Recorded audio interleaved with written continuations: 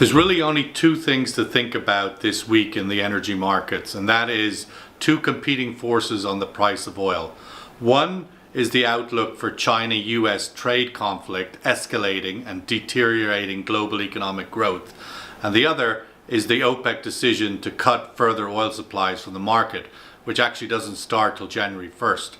So these two competing forces, cutting oil, which should support prices in an upward trend, US-China trade conflict seemingly to escalate, and that curtailing economic growth, curtailing demand for oil. And at the moment, it looks like the little bounce we got coming out of the OPEC meeting last week hasn't lasted very long, and the downward pressure from the uncertainty and the trade war between China and the United States seems to come back front and center, particularly after the arrest in Canada of the CFO of Huawei. She has really lit the fire again in the China-US trade standoff.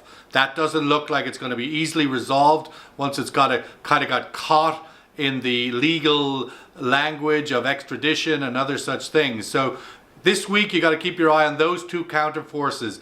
Will the OPEC cuts be significant enough to support oil prices on Brent above $60, or will the dampening uncertainty of China-US trade conflict push outlook for growth into a pessimistic downward pressure, and with it the oil price and Brent down into the 50s, and who knows where we might end the year if that continues to escalate? That's what you got to look for this week on the oil markets.